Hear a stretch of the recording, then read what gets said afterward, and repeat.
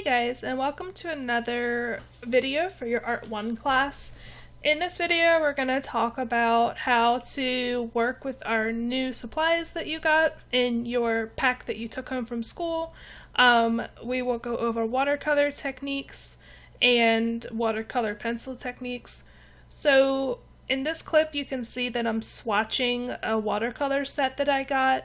And in general, swatching your colors is a really good idea to kind of see how they behave, how much water you might need to add to get different effects, what the lighter tone of the color is, and kind of to check opacity or how thick the color is, how much light gets shown through. I also would do this with your watercolor pencils so that you can compare the colors that are on the barrel of the pencil, so the paint that you see, versus the color of the pigment itself. I do this every time I get a new set, and you can always find a couple discrepancies or differences between the printed colors and the colors of the actual pigment that you're seeing. So it's always a good idea to kind of have this information ready to go. Now here we're going to start with a couple different techniques and swatches to test these watercolor pencils. Our first technique is going to be putting two colors next to each other that I want to blend, and then going back over the middle where they meet with the lighter color. From there, I'm going to add some water just with up and down strokes, and then I'm actually going to go back into these colors and do circle strokes, so little tiny scrubbing circles to pick up that pigment, really melt it with the water, and turn it into a nice orange tone.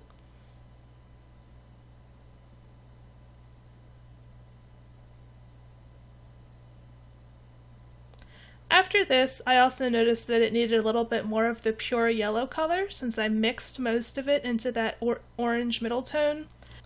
And then I even added some more water and went further past the part that I had put colored pencil down on, and it created a really nice light transparent yellow section. After this, I started to do some swatches of different techniques of laying down my colored pencil before I add water.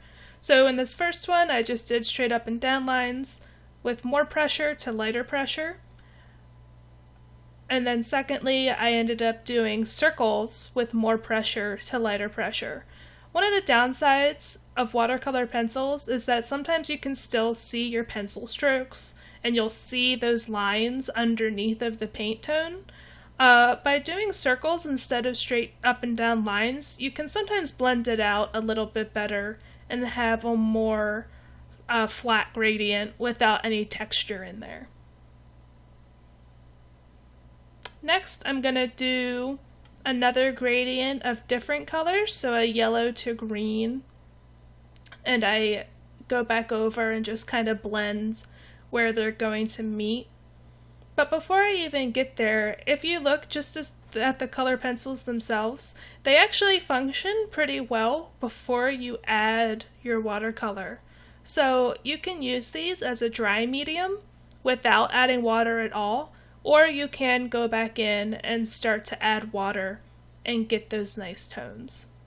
I will say that the pigment really brightens up and becomes more saturated or more colorful as you do add that water, which is fine.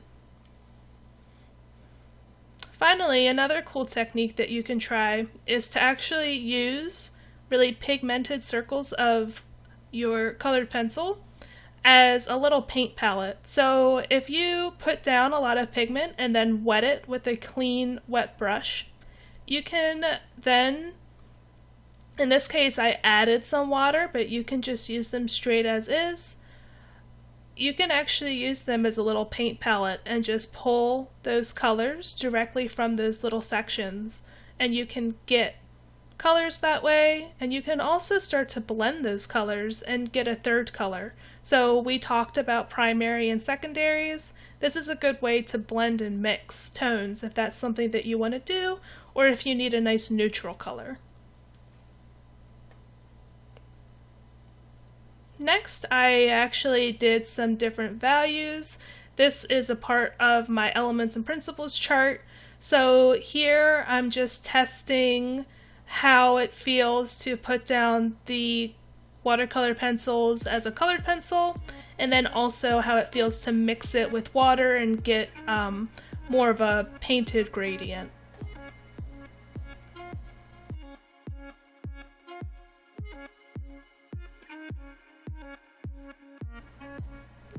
As I'm working through these boxes, all that I'm doing is applying less pressure with the pencil. I will blend and add layers as I go every time, but it's going to be that there is less of the paper showing through the pigment in order to get those different tones. So I push really, really hard for the far right one, a little bit less hard, etc. to get it to a nice gradient of colors.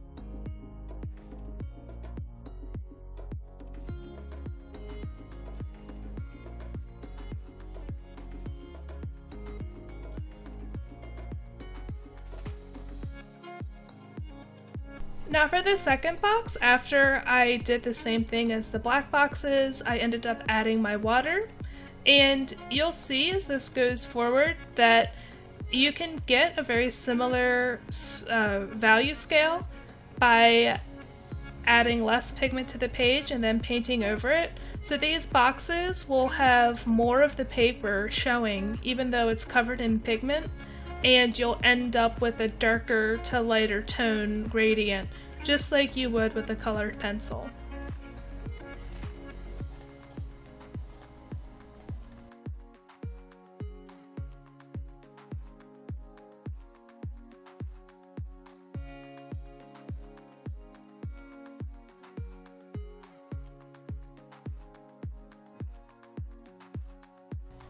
One last thing that I did want to discuss is the use of your white watercolor pencil. In general, white is kind of difficult to use effectively with watercolor. Kind of the main point of watercolor is that you get lighter tones by diluting with water, not with pigment. So the white is kind of a weird choice to add to this set. You will find limited use for it. You can see that on that gradient it kind of lightened it out a little bit, maybe it blended it slightly more, but it didn't turn that dark red tone into a pink tone like maybe we would expect. So here I did a few different tests using this white, just for my own purposes and so that you guys can kind of know, because I don't ever really reach for a white watercolor pencil myself. So I did put white down there, it's just obviously you can't really see it, and I decided to practice with two different tones, red and black. Black because grayscale is made by adding white generally, and red because if you dilute red you're going to get light red, but if you mix red and white you're going to get pink, right? So I wanted to kind of see how these would work, if it would work, and what we would get. I will say that the red did actually lighten and turn pinkish in tone. It was kind of surprising, and it also made it look a little bit more opaque, a little bit closer to tempera paint. So overall, I mean, it wasn't really that bad.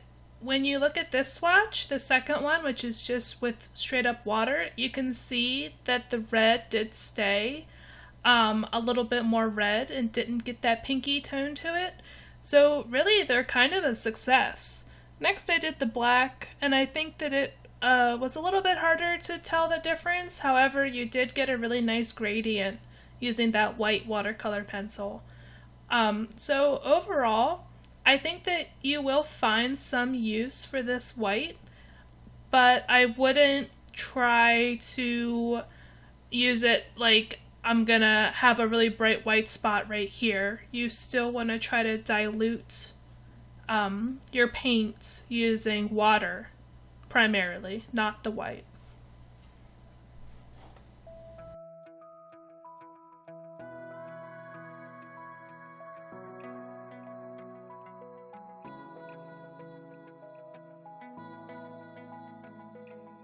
So finally, I did want to use these watercolor pencils to demonstrate my example of color on my Elements of Art chart. This was one that I had talked about as being one that obviously needs color. Now, I do apologize, the camera, it does not pick up tones all that well. I am doing complementary colors and then primary colors for these two birds. So this first one is going to be my complementary. I chose orange and blue, of course. But the color pencil looks a little bit red in this recording, so sorry about that. But you can use whatever you're going to be drawing in this box as examples of different color theory techniques. So I did a complementary color palette, I did a primary color palette, and then I turned the branch into a neutral color palette. So I'm getting examples of 3 of those colors or color theories in one little image. So it's actually really, really helpful when I'm looking back to kind of remember, oh yeah, complementary is opposite. Oh yeah, primaries are yellow, blue, and red. In looking at the technique that I'm using for this coloring process, you can see that I added all of my colors just using the watercolor pencil first. So I just put them down dry, I added darker tones on top of lighter tones, and I kind of started to create a little bit of the gradient that I may want to have for the final piece. And then I went back with a brush that had some water on it. I would dip it into my water cup and then dab it onto my towel to kind of get rid of some of that extra water. And then I was just going in and going over all of those spots. And you can see that the color really blends together nicely. And here I also put a little bit of black close to the end of the bill of the bird's beak. And the reason for that is it's going to kind of dilute and make a nice little grayscale in there. So you don't have a gray colored pencil in your set, but you can get gray tones by using a lighter touch. I do want to note too that I'm using complementary colors here, and remember, when they mix, they form gray. So my colors blend into each other. That's pretty normal with watercolor. I ended up just dabbing it off. But if you get a mix of the two colors in there, it's gonna be a gray tone because complementary colors turn into that nice gray neutral. You can also consider using that if you want to have a gray, rather than using your black watercolor pencil. And so from here, I just kept adding some water, blending those colors out, and I ended up with a really cool looking complementary toucan.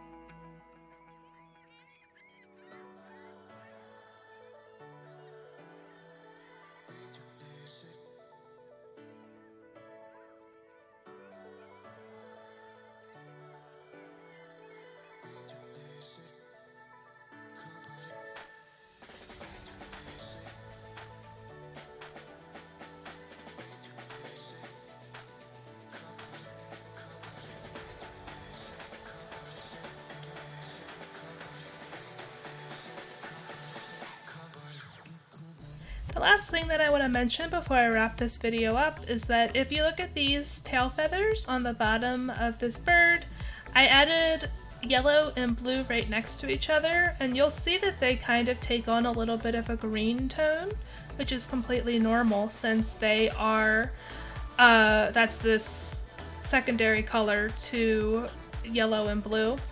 That's going to be something that you kind of have to navigate as you work with your watercolors. So, you know, think about what's going to happen when those colors mix together.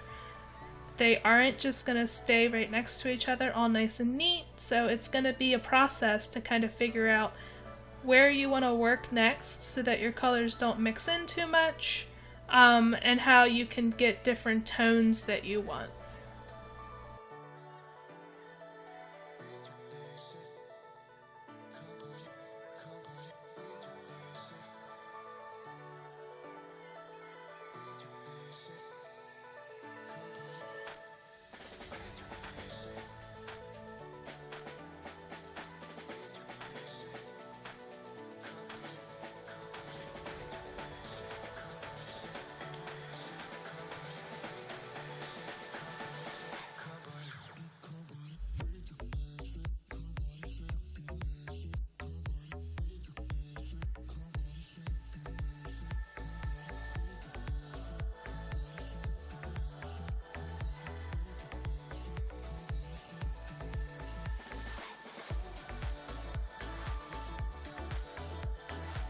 That's going to wrap it up for this video. If you need more help, please message me on Schoology. As we go throughout the semester, we will cover some more techniques using these supplies, so don't worry, there is more to come. Keep working on these charts. I will be posting this final drawing on your Schoology page very soon, so keep an eye on for that. Happy painting!